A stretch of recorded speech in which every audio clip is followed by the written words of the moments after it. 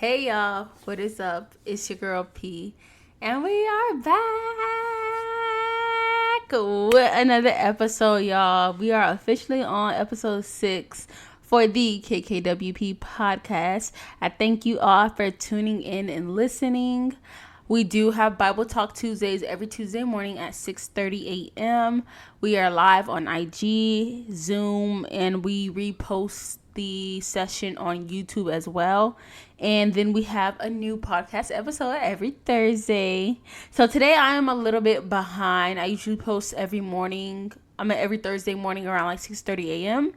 But today I was just kind of behind because I just wanted the Lord to minister onto me a bit more about this topic because it's something that I'm currently going through, and let him speak to me a little bit more about it before I get on here and record. So today's topic is get your house in order. And disclaimer, y'all, outside of my house is like a park, so there are kids playing out there and they're kind of loud. So if you hear them in my background, that is what the noise is. And it's actually kind of wholesome to see kids playing on the playground, because nowadays all we see is kids on phones and social media and watching TV, and none of that stuff that we do as kids when we used to be playing in the streets. Our cousins would come over to grandma's house and just playing in the yard, having a good time outside.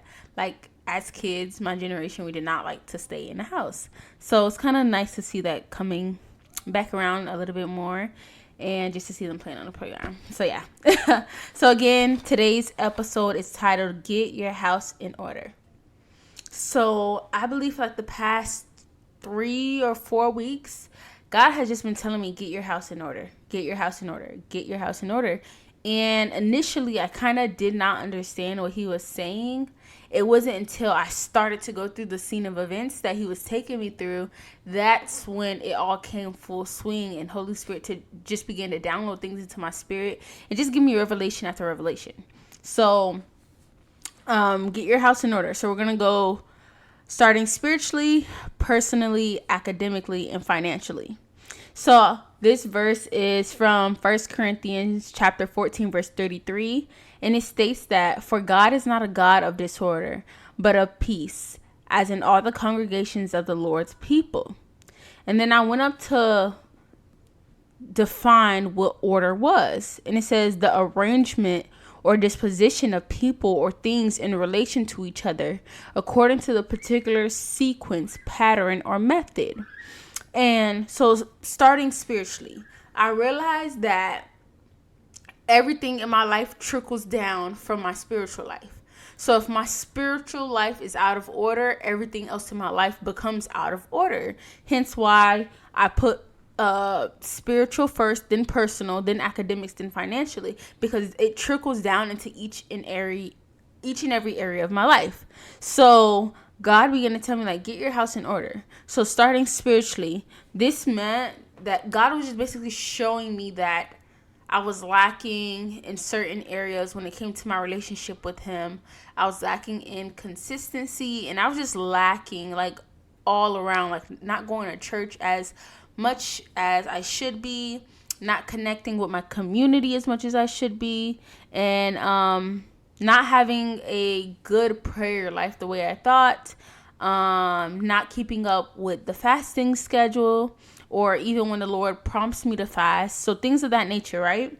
So the first thing God did was he basically I was at church one day and he was just talking about like the secret place. So the first thing God addressed with me is that, like, you need to get in that secret place with me. And then it was through me finding that secret place again and just cultivating it and actually putting dedicated time aside to meet with God every single day to deepen my intimacy with him and to deepen my relationship with him. It's not enough for us to just go throughout our day talking to God and just go throughout our day and think that is the same as being in a secret place with him. Now, I'm not saying you cannot encounter God throughout your day, and I'm not saying that you can't be intimate with him throughout your day, but it's something about when you set time aside for God, He is waiting for you in that secret place. He is waiting for you to come to the time that you appointed so that you can meet with him. So that you can go before him in praise and in thanksgiving, worshiping him. So I was like, you know what? Because I was been telling myself, okay, you need to put time aside for God. Put time aside for God. Put time aside for God. Put time aside for God. But like me telling myself that and me actually doing it were two completely different things. Like I knew in my head that I needed to put time aside for God specifically for him so that he would know where to meet me every single day, specifically just for me and him versus, just talking to him throughout my day. So I began to meet him in my secret place. Like, actually take the time to order my day to make sure that it starts and ends with him. And I realized that God is taking me deeper. So it wasn't enough for me at the end of the night to get on my knees and say a prayer in the night. No, God wanted relation with me. So I had to realize, okay, I need to actually put time aside to talk to my bridegroom. I need to actually put time aside to hear the voice of the Lord. I need to actually put time aside, dedicated time to him and him alone. No phones, no other distractions. Do not do anything but spend time with God. If he leads me to read his word, I will do that. If he leads me to write something down, I would do that. But for the most part, worshiping him in spirit and in truth, coming before him vulnerable, coming before him willing and ready to submit and lay everything down at his feet. Not even asking for anything, but simply giving him praise because he is worthy of the praise. So when God told me that, like, you need more time in your secret place, I began to just reconstruct my entire day to begin with him and end with him. And y'all, if y'all don't know me, I love to sleep. That is one thing about me. So I had to get to a place where I was willing to sacrifice my sleep to meet with him. So I started just getting up an hour earlier every day. I ain't gonna lie, y'all. I'll be tired. But like, I can't do what my flesh wants to do. If y'all read Romans 7, verse 15 through 20, Paul says, I do not understand what I do. For what I want to do, I do not do. But what I hate to do, I do. And if I do what I do not want to do, I agree that the law is good. As it is no longer I myself who do it, but it is the sin living in me. For I know that good itself does not dwell in me, that is, in my sinful nature. For I have the desire to do what is good, but I cannot carry it out. For I do not do the good I want to, but the evil I do not want to do. This I keep on doing.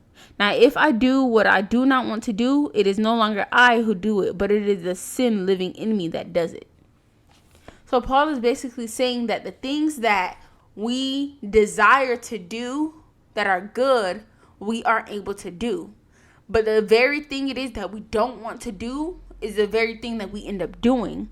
And I had to realize that that's what I was doing. That's what I was doing with my life. That laziness that disguises itself in sleep. That laziness that disguises itself in binge watching shows. That laziness that disguises itself in not being productive. That laziness that disguises itself as just idle hands. That laziness that is sin. Being lazy is a sin. So when I used to say, oh, I just want to sleep all day, that is being lazy. So the very thing that I don't want to do, which is be lazy, is the very thing that I end up doing. So I literally have to force myself to get up in the mornings, force myself to get in my secret place, because I cannot let my sin take control of my life. I cannot let the flesh overpower the spirit. I have to force myself. Because again, the sin that lives in me does not want to do the good thing that is written in the law, right? So you have to get to a place of forcing yourself to get on your knees and pray, forcing yourself of getting in a secret place. So I don't know about y'all, but like, I wasn't spending time in a secret place.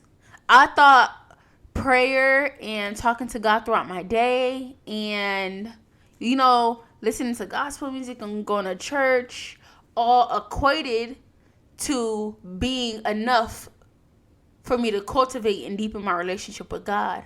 But that is not the truth. You have to, yes, there are things we do to help grow us spiritually and to equip us to be disciples of the nations. But at the same time, we have to remember that we also have a responsibility to cultivate and deepen our relationship with God himself. So when you're going to church and when you're doing things that are like good, still good to do, that's good and all. But there's also a secret place, a place where you go with God so that you can worship him, so you can praise him, so you can pray to him, and so that he can speak to you. A set place and time for God to meet you, that matters as well. So God was like, you need to get this in order. And I realized once I started getting this in order, everything else in my life began to fall in line as well. So my relationship with God began to deepen. I began to spend more time in his word. I began to spend more time in praying. I began to spend more time in my community because I got my relationship in him in order for everything else to begin to flow in order as well. God is not a God of disorder. So when he's telling you to do certain stuff, it's because he's trying to order your steps. The Bible declares in Psalm 37 verse 23, the steps of a good man are ordered by the Lord, and he delights in his way. So when God is giving you instruction, he's literally trying to order your steps. So once I got my spiritual life in order, that began to trickle down into my personal life. One of the things that God told me was deep clean your house. Now, my house wasn't dirty or nothing, but, it could be better kept. I could do my laundry more often. I could do this and that more often to steward well what God has given me. And the whole point of God telling me to do these things was because he was teaching me how to steward well what he has already given me. Steward well my home that he's given me. Steward well the car he has given me. Steward well the graduate program that he has allowed me to be in. Steward well my finances. God was just telling me, like, you need to get these things in order. And the reason I'm telling you to get these things in order is because I'm trying to teach you how to be a good steward of the things that you currently have. So again, back to personal. He told me to deep clean my house. And again, y'all know what the difference is between just a regular clean and a deep clean. I mean, like, deep clean. You start to find everything you was missing. You start to play with the stuff that you was missing. Like, you know what I'm saying? One of those deep cleans. And I was like, I was holding it off for a while because I just kept getting busy. School, work, obligations, all these other things. I kept getting busy. But God continued to press and tell me, deep clean my home. So finally, one weekend, I just began to deep clean. Now, this was a 2-day series, y'all. Started on Saturday, continued to Sunday, and I'm still in the process. But just the fact that I just listened and began to just deep clean each and every sector of my home, God just began to reveal things to me through that. And then another thing he's been telling me personally that he's been trying to get in order is teaching me how to be a wife. I don't know about y'all, but God has just been walking me through the season of how to be a wife. And this is not be a wife to a man that I want to get married to, but be a wife to Jesus. Jesus is my bridegroom. I'm his bride. Be a wife to Jesus. Right? So there's various things that I was doing or things I would say. I would always say things like, I wouldn't do that if I was married to somebody, like, or I I would do that if I was married to somebody. Stop saying it and just do it, because you are currently married to Jesus. You are his bride and he is your bridegroom. So God has just been walking me through a season of what it means to truly be in a relationship with Jesus. Putting time aside to go on a date with my bridegroom. Putting time aside to talk about my day to my bridegroom. Putting time aside to pray with my bridegroom. Putting time aside for him to speak to me. Actually making every intention and every effort to be in this marriage with Christ. Now listen to me, y'all. If y'all can't be faithful to Jesus, what makes you think that you're going to be able to be faithful to the spouse that you have here on earth? So God just began to teach me, like, be faithful to Jesus. So I'm teaching you about faithfulness. I'm teaching you about the order in which your life has to be. I'm teaching you about all these things so that eventually when you do get married, you will understand already what it is to be a wife. And you will be able to steward being a wife well.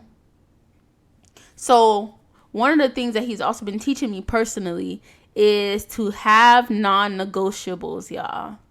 I didn't really understand what this meant because I just thought I was just, living, So again, at this point, I didn't really comprehend what non-negotiables were. But one day I was listening to a podcast by Just Different, and one of the things that he said, I don't know if it's Jordan or Darian. One of the things that he said is that he has non-negotiables. One of his non-negotiables was like wake up every morning by 7 a.m. Another non-negotiable that he had was he's not going to work more than he works on his purpose. And, that just gave me an idea of what non-negotiables were. So I took that back to God and I was like, God, can you explain to me the importance of non-negotiables? And can you also tell me what non-negotiables I should have? And the Lord just began to speak to me and reveal things to me. And through that, I began to build on the non-negotiables that he want me to have. And the importance of non-negotiables is because it helps to keep order in your life. Non-negotiables should be something that you always refer to when it comes to doing anything in your life because it helps to keep things in order, right? So now that God has shown me the importance of it and he has begun to reveal to me the non-negotiables I should have, one of the non-negotiables I have now is waking up every single morning at 6:30 a.m. to spend time specifically with God. Even if that's journaling, even if that's reading my word, even if that's praise and worship, even if that's just sitting still and being in his presence, get up every morning by 6:30. So at 6:30, you can meet with God. So between 6:30 a.m. and 7 a.m., time with God. I have a sign posted on my door, do not disturb, at this 6:30 a.m. to 7 a.m. Why? This is a non-negotiable for me.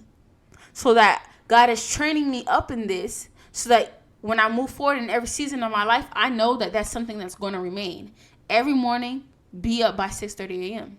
Even if you have to go back to sleep after 7 a.m., that's cool. That's fine.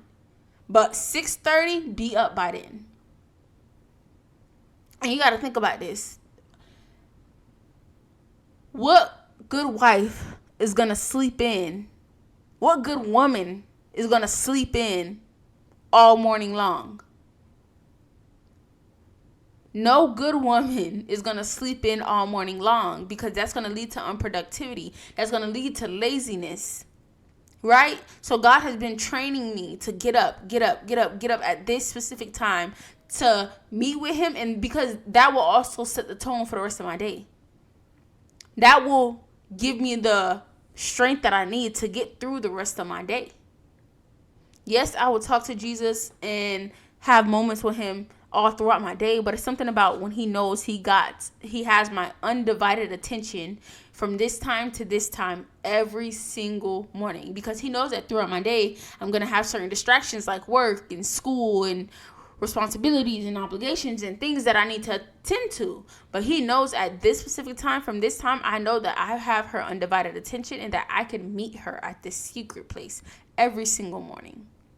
Another non-negotiable is I do not get on social media before 11 a.m. If you ever do see me on social media before 11 a.m., it's in regard to my ministry. Whether I have an episode dropping or the Holy Spirit has placed something on my spirit to share or anything of that nature, I'll be on social media before 11 a.m. But as far as engaging in content, or like engaging in watching people's story or liking any posts or reading anything, before I fill my mind with anything, I do not do that before 11 a.m. That is a non-negotiable. I'm not on social media before 11 a.m. And I do not go on social media after 9 p.m. So the only time I have on social media is between 11 and 9. Why? Because before 11 a.m., I just want to keep my mind fixed and focused on God. I don't follow any provocative content, or I don't follow any famous people who are living in the world. I don't follow any of that. But that doesn't mean that it doesn't come across my feed. That doesn't mean that it doesn't come across my page. That doesn't mean that it doesn't come across in some of the stories that I watch. So I have to be mindful of what I'm consuming. So I don't go on social media before 11 a.m. and I don't go on social media after 11 p.m. because I know that I'm going to bed soon, and I don't want to go to bed with that kind of stuff on my mind. Again, I don't follow these, things of the world, but I do see that kind of content here and there. So I want to be mindful of what I'm waking up to and what I'm going to sleep to. Another non-negotiable that I've developed is spending time in praise and worship every single night between 10 p.m. and 11 p.m. I do want to push this up to earlier so that I can be in bed at a earlier time, because by the time I finish praise and worship at 11 and then I pray and I do whatever I need to do to wrap up the night, it's already about 12 a.m., y'all, and I got to be up at 6:30. So I do want to find time to push that forward. But again, another non-negotiable is making sure that I meet God every single night in the secret place, giving him praise and worship, seeking him wholeheartedly and diligently, y'all. It has been going great so far.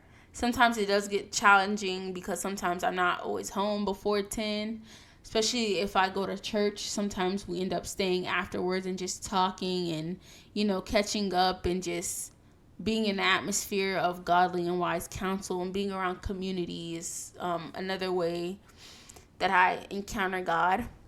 So sometimes I don't always get to it every night how I'm supposed to. So again, just working on maybe moving that time up a bit earlier so I can get in bed earlier. So those are a few of my non-negotiables that the Lord has been instructing me to, that I need to get in order. So we're going to go move into academics, y'all. So God has been dealing with me on this, y'all. One thing that I do is I'm such a last minute person when it comes to school. I do everything last minute. I study last minute. I write my papers last minute. I take my tests last minute. I do everything last minute, and sometimes that costs me, and my grades have definitely suffered from me being last minute. Not all the time, but sometimes it does, not make it to the 11:59 deadline, if you know what I'm saying. So God has been dealing with me on that, just to be more punctual and just to organize my schooling, organize when I'm going to study, organize when I'm going to do this, when I'm going to do that in regards to schooling. So lately, my schedule has been constructed with order. So I know that every morning I'm getting up at 6:30 a.m. and I'm spending time with God from 6:30 a.m. to 7 a.m. I leave the house for work by 8:20-ish, around that time. I get to work before 9 a.m. I'm at work from 9 to 5. After I get off of work at 5, I go straight to a coffee shop and I study for school for about let me see, like depending on if I'm going to church or not, so that time varies, but usually until 8 p.m. So from 5 to 8 I'm at a coffee shop studying for school. By 8 p.m. I leave the coffee shop and my gym is like 3 to 5 minutes away, so I go to the gym from 8 to 9 p.m. leave the gym around 9, get home, shower, eat, do all the things I need to do, so that by 10 p.m. I'm entering praise and worship in my secret place with the Lord. And again, sometimes my schedule doesn't always look like this. But the whole point of setting it up as such is because my life needs order. And let me give y'all an example of why order is so important.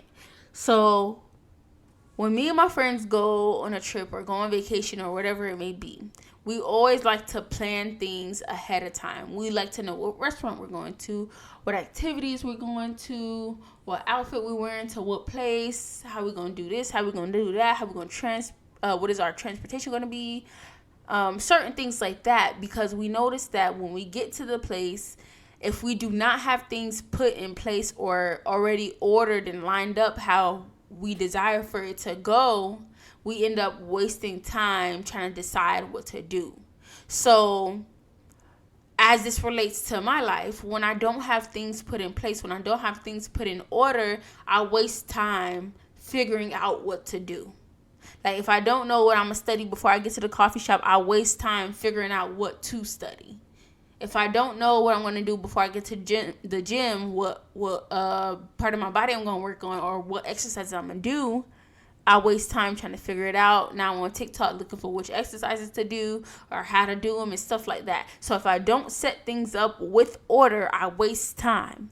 And that translates to every area of your life. If you don't have order in the areas of your life, you will waste time trying to figure out how to have order. You know, so that is definitely something that God has been working on me in regards to my personal life and academics. And you would definitely begin to see like the difference in your life when you have things set up properly and when you have things in order. It makes life flow such easier and it brings peace. It really does bring peace because, again, 1 Corinthians chapter 14, verse 33 says, "For God is not a God of disorder, but of peace." So when you have order, you have peace because God is a God of order as he is a God of peace. So whenever I have order in my life and whenever things are ordered properly, I realize that I'm peaceful because I know what to do. I know how it's going to get done, when it's going to get done, why it's going to get done. And then moving into finances, for a long time, God has been telling me, get my finances in order. Get your finances in order. And this is one of the biggest things that God has been teaching me how to be a better steward of, because one thing that I've been learning in this season is that I have everything that I need already. It's not that I need more. It's that I need to be a better steward of what I currently have. How do you expect God to bless you with more if you're not even being a good steward over what he has given you right now? You know? So God has just been teaching me how to be consistent in tithing, be consistent in saving, being consistent in those areas and just making sure that I'm not wasting my money on foolishness and that I am being frugal with my finances, being frugal with how I spend. Because I'm not gonna lie, y'all, your girl is a bit of a reckless spender sometimes. Not all the time, but sometimes I catch myself and I'm like, wow, I really didn't even eat that.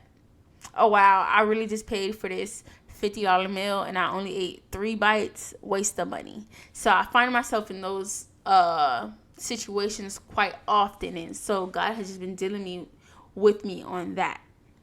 And as far as being a steward, y'all, the Bible declares in Titus 1, chapter verse 7 through 8, since an overseer manages God's household, he must be blameless, not overbearing, not quick-tempered, not given to drunkenness, not violent, not pursuing dishonest gain. Rather, he must be hospitable, one who loves what is good, who is self-controlled, upright, holy, and disciplined.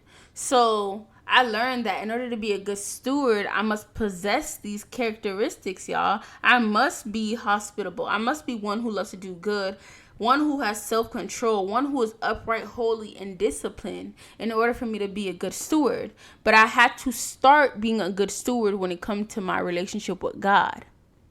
Then that began to trickle down into my personal life. Be a good steward of my home. Be a good steward of my car. Be a good steward of what I have right here in front of me, because again, I have everything that I need.